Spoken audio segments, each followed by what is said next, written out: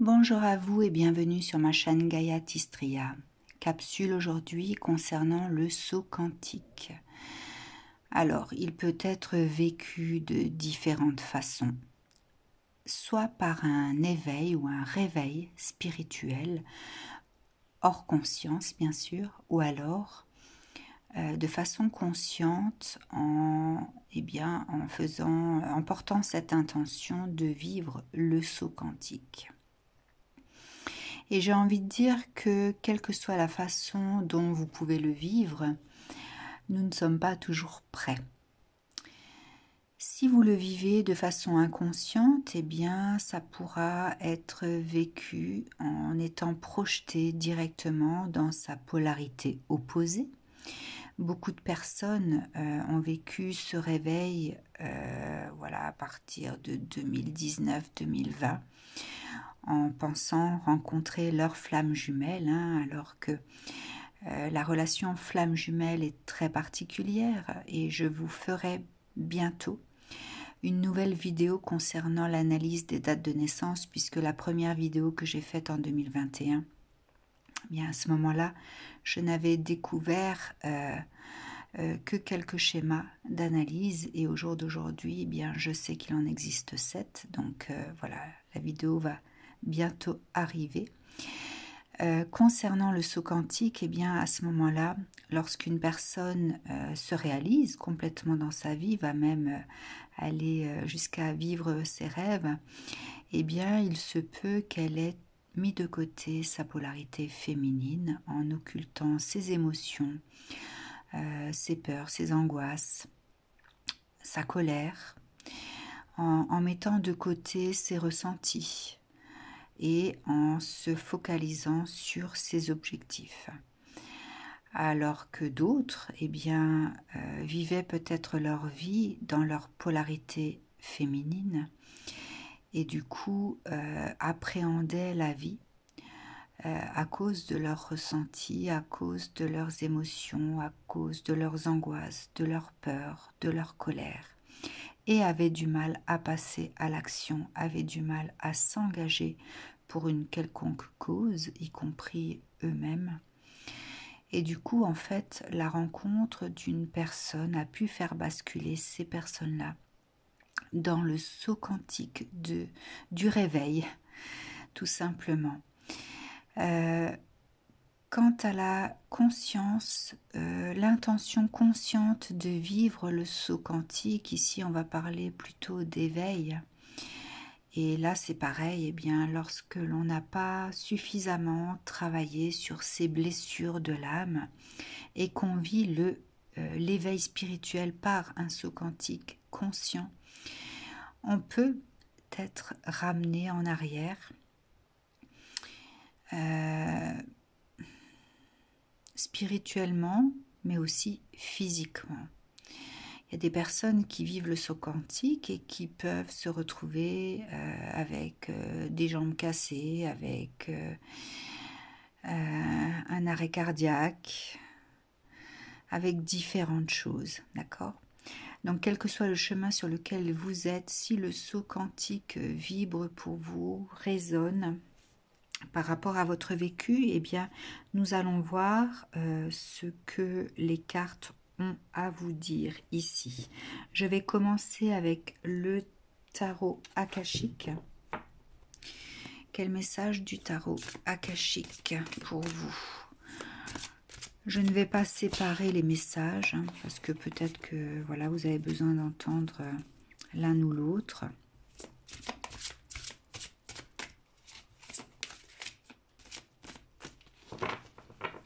Prenez cette vidéo comme une méditation consciente pour pouvoir recevoir vos messages. Alors, quel message ici par rapport au saut quantique?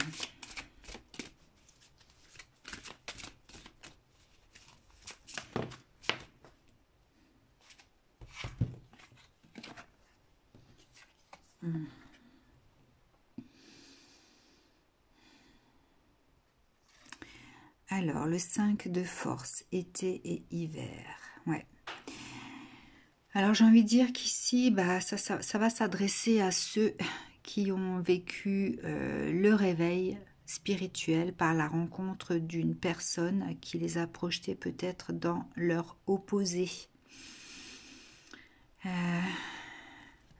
Au point peut-être de geler certaines choses dans leur vie, ou alors au point peut-être d'éclaircir leur vie, à peut-être voir la vie différemment. Et puis celle de l'archange Michael, ici on va peut-être s'adresser aux personnes qui ont fait le saut quantique en conscience. Voilà, bah, du coup voilà, il y a deux catégories de messages. Du coup, je vous donnerai le timing, mais par mon téléphone, tout simplement, je ne peux pas vous mettre en lien la direction directe de ce que vous avez à entendre. Donc, ce sera à vous d'aller chercher. Alors, une carte de l'oracle des fées pour chacune des deux catégories. Une carte de l'oracle des fées pour chacune des deux catégories. Alors, on va dire 3 cartes ici. Je prends ce qui vient. Oups. Voilà. Il y en a un petit peu beaucoup quand même. Celle-ci est tombée en premier. La deuxième, là, il y en a encore 3. Bon, je les prends toutes. J'ai dit, je prends ce qui vient. Et une carte de l'oracle des dragons protecteurs par catégorie.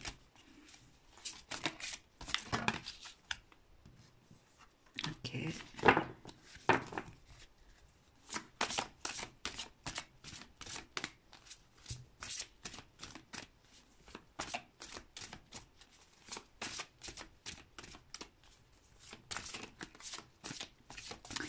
Quoi qu'il en soit, je pense que si vous avez vécu un saut quantique, inconscient ou en conscience, c'est que vous étiez prêt ou prête à le vivre.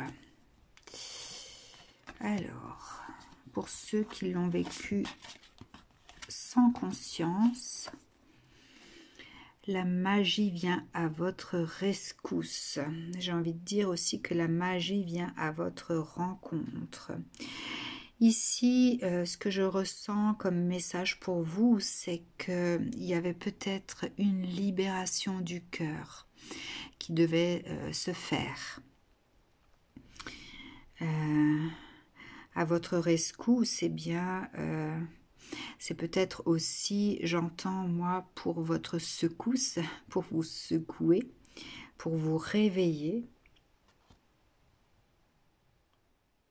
pour que vous puissiez prendre conscience aussi de votre dimension tout entière. Peut-être que vous ne saviez pas à ce moment-là vraiment qui vous étiez, ce pourquoi vous étiez venu vous incarner. Alors peut-être que certains l'ont découvert, peut-être que d'autres non, puisque le réveil se vit à différents degrés. En tout cas, c'est en lien avec la libération du cœur. Et c'est quelque chose qui a été programmé sans que vous puissiez le voir arriver. Hein, par cette fée ici, c'est ce que j'entends. Alors, basculement du temps, glissement dimensionnel. Oui, du coup, en fait, ça vous a projeté dans l'autre dimension de vous-même. D'accord ? Mais ça a été vécu peut-être comme une prison. Ça a duré un certain temps, sans que vous puissiez réaliser quoi que ce soit, que vous ayez été projeté dans votre polarité féminine ou masculine, pour que l'équilibre soit trouvé dans la vie. Eh bien, il a fallu cheminer à l'intérieur, derrière cette porte. Hein. C'est comme si on vous avait par ce réveil, par ce saut quantique, on vous a projeté à l'intérieur ici. Et le gardien du temps était là pour que surtout vous fassiez votre travail. D'accord? Il y a vraiment toute une étape qui devait être vécue. Alors, vos rêves se révèlent, votre âme est de retour. Eh oui, c'était pour le réveil de votre âme, bien sûr. Ici, on va parler de renaissance de l'âme à travers l'être, hein, puisque votre âme s'est incarnée dans votre être, mais en passant par le voile de l'oubli, eh bien, a oublié tout simplement qui elle était et pourquoi elle était venue. Donc, il y a ici une transformation par rapport à l'âme. Il y a le réveil de l'âme pour qu'elle puisse prendre conscience de ce qu'elle est venue faire, de ce pourquoi elle s'est incarnée aussi, par rapport à ce qu'elle a demandé à vivre. Et du coup, eh bien, il a fallu se reconstruire, bien sûr, puisque lorsqu'on vient au monde, on ne marche pas tout de suite, hein, il y a toute une phase d'adaptation. J'ai envie de dire que j'aime bien comparer en fait cette étape à la pyramide de Maslow. Lorsqu'on vient au monde, eh bien, il y a bien sûr la famille qui va assurer les 2 premières étapes de la pyramide, hein, les besoins physiologiques, donc qui sont boire, manger, dormir, évacuer, respirer, hein, et puis ensuite les besoins de sécurité physique, émotionnelle, etc. Et donc dans ce réveil qui a été le vôtre, vous avez peut-être été projeté dans un état d'être où vous êtes redescendu du haut de la pyramide, puisque le haut de la pyramide, c'est la réalisation personnelle. Et lorsque l'on passe par un réveil spirituel, que ce soit par la maladie, par la rencontre de quelqu'un, eh bien, on peut être projeté à la base de cette pyramide à ne pouvoir assumer que ses besoins physiologiques. Donc on peut parler de burn-out, on peut parler de dépression, etc. etc. Hein, il a fallu se reconstruire depuis le début. Les cloches sonneront, bah oui. En fait, je pense qu'ici, c'était simplement pour faire que vous puissiez faire vibrer votre lumière intérieure, que vous puissiez activer cette vibration qui était la vôtre, et puis que vous puissiez regarder aussi en arrière votre vécu, parce que vous êtes certainement différent. Il y a eu un avant et un après par rapport à ce réveil. Et au jour d'aujourd'hui, si vous regardez en arrière, eh bien, vous regardez ce vécu avec une sagesse, avec une vibration beaucoup plus lumineuse. Hein. Vous ne regardez plus votre vécu de la même façon.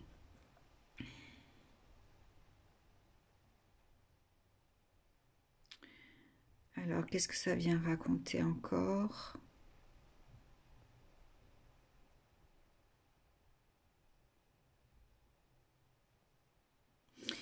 Vous êtes peut-être destiné à mettre en place quelque chose également. Ouais. Vous portez en tout cas la lumière d'or. Vous êtes peut-être voué à être des artisans de lumière, à être des personnes qui partagent votre lumière aux autres pour participer à leur éveil également, mais d'une autre façon. Vous pouvez être des artistes, vous pouvez être des thérapeutes, vous pouvez être des guérisseurs, vous pouvez être des enseignants. Voilà, je pense qu'il y a chez vous vous avez vécu ce réveil pour pouvoir être sur cette trajectoire de l'âme, hein, peut-être la trajectoire que l'âme avait oubliée, tout simplement. D'accord, donc je vous invite peut-être à regarder la vidéo sur l'analyse des dates de naissance, mais pas celle que j'ai faite en 2021, celle qui va être diffusée bientôt. Je ne sais pas si je vais encore la faire aujourd'hui ou dans les jours encore à venir cette semaine. Voilà, si j'ai le temps encore aujourd'hui, je la publie aujourd'hui, sinon ce sera pour la semaine prochaine. Je vous dis à très bientôt pour vous qui êtes concernés par cette analyse-là. Pour les autres, si vous avez vécu le saut quantique en conscience, en étant guidé par quelqu'un,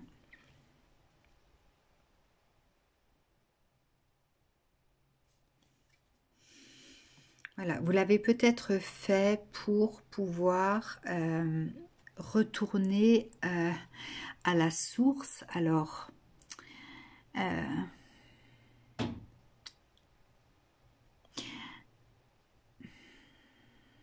pour pouvoir puiser en vous, peut-être la source, votre source, ou pour pouvoir vous connecter à votre source intérieure. Hein. Ouais, vous l'avez peut-être fait pour pouvoir être connecté à votre source intérieure.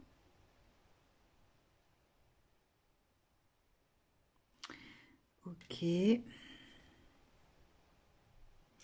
Vous l'avez peut-être fait aussi pour pouvoir suivre votre trajectoire, mais de façon plus rapide, pour pouvoir atteindre ce but, eh bien, sans passer par certaines étapes, d'accord? Donc ici, on parle de fertilité, de cycle, voilà, atteindre le cycle, pouvoir être les magiciens de votre vie, d'un coup de baguette magique, en une séance de saut quantique, comme une potion que l'on pourrait boire. Mais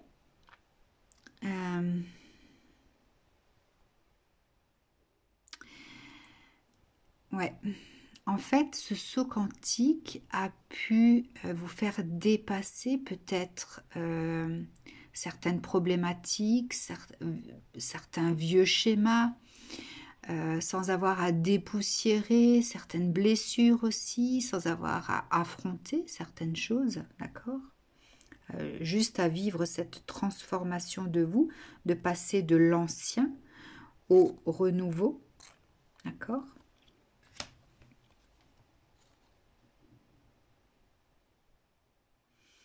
Mais cela nécessitait bien sûr un enracinement à la terre, un enracinement au fait d'être connecté aux énergies subtiles, parce que le saut quantique, hein, c'est un bond en avant dans les énergies.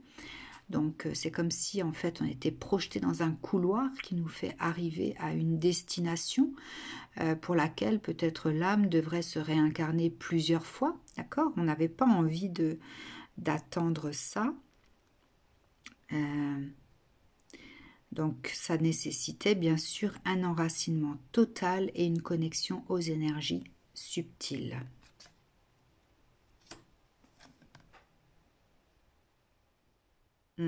Et je pense que vous avez été guidé par une personne, par un mentor, par un coach, par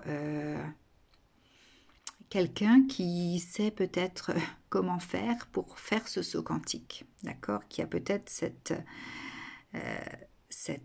faculté de vous projeter dans votre avenir. Mais moi, ce que je ressens ici quand même, c'est que avec ces faits, elle demande, es-tu sûr de vouloir bien faire ça? Hein, es-tu sûr de maîtriser tout ça? D'accord? Bon. Pourquoi? Eh bien, parce qu'il peut y avoir des suites parfois même catastrophiques pour certaines personnes.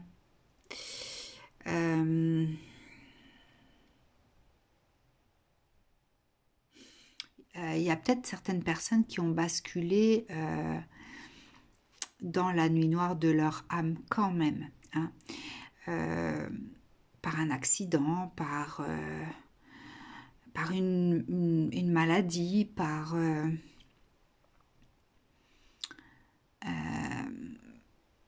quelque chose qui a été vécu dans la vie et qui a fait basculer en fait dans cette part obscure de soi.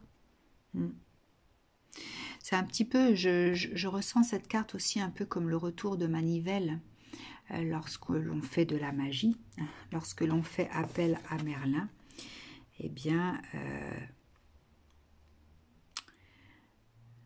si on est prêt à vivre cette magie, tout se passe au mieux. Si on a suffisamment évolué, bien sûr qu'on peut faire ce saut, mais si on n'a pas fait certaines choses auparavant, si on ne s'est pas préparé et qu'on a vécu ça comme une simple expérience, eh bien, les lois de l'univers ramènent à cette étape-là. D'accord ? Ok. Pour vous, du coup, j'ai envie de développer un petit peu parce que j'ai pas envie de m'arrêter à ça. Je vais prendre l'oracle des artisans de lumière, tiens, pour vous donner un conseil peut-être. Alors, où est-il? Il est là. Je peux pas vous laisser, je peux pas terminer juste avec cette carte-là pour vous. Alors, quel est le message ici des artisans de lumière? Parce que je pense que vous avez besoin d'un conseil. Si vous vivez effectivement quelque chose comme ça. Ben, vous avez aussi l'ange noir. Ouais, alors, par rapport à ça, ce que j'ai envie de vous dire, c'est que c'est en regardant ces parts d'ombre qu'on trouve la lumière, d'accord? Ici, on parle d'ange noir également, mais l'ange noir trouve la lumière dans l'obscurité.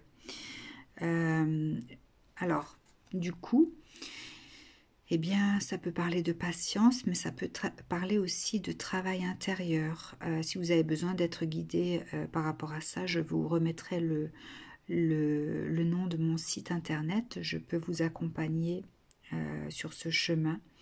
En tout cas, le message qui vous est donné ici, c'est qu'en étant projeté là-dedans et qu'en acceptant de vivre ce que vous vivez, eh bien, vous pouvez être amené sur le chemin lumineux de la compréhension, de la guérison, de l'avancée, dépasser les obstacles. Hein. Je pense que finalement, même lorsqu'on veut dépasser certaines étapes, ça peut nous rattraper. Ça peut nous rattraper. Et c'est vrai que souvent, l'évolution sur ce chemin de réveil, de saut quantique, d'éveil spirituel, fait que nous avons peut-être à regarder tout ça, eh bien, comme un oignon que nous pelons. Peler un oignon, eh bien, c'est enlever différentes couches pour pouvoir atteindre la graine, ce qui va pouvoir être semé, ce qui va pouvoir germer, d'accord? Et du coup, eh bien, lorsqu'on écrase l'oignon pour atteindre le germe, eh bien, on peut faire des dégâts, alors que si on pèle l'oignon petit à petit en enlevant les différentes couches, eh bien, le passage, en fait, se fait beaucoup plus doux, et beaucoup plus doux se fait avec des larmes également, parce qu'on nettoie, on remue, en fait, certaines choses, mais c'est dans le mouvement qu'on libère. Donc même si les larmes sont là, eh bien le passage sera beaucoup plus doux et on atteindra l'objectif avec beaucoup plus de compassion. Alors que si on écrase l'oignon pour ne pas pleurer et pour atteindre ce qui peut germer, eh bien, on peut faire des dégâts, on peut abîmer l'être. On peut, alors l'âme, je ne sais pas, je n'ai pas cette vérité, mais on peut abîmer l'être finalement. Le véhicule qui contient la germe, on peut l'abîmer. Et c'est pour ça qu'il y a des maladies, des accidents physiques qui peuvent être vécus suite à un accident. Alors là, le lapsus, suite à un saut quantique, il peut y avoir des accidents physique, il peut y avoir des maladies qui abîment le corps également. Voilà, j'espère que cette petite capsule vous aura éclairé par rapport à ce que vous pouvez vivre par rapport à ce saut quantique. En tout cas, je vous dis à très bientôt, prenez soin de vous.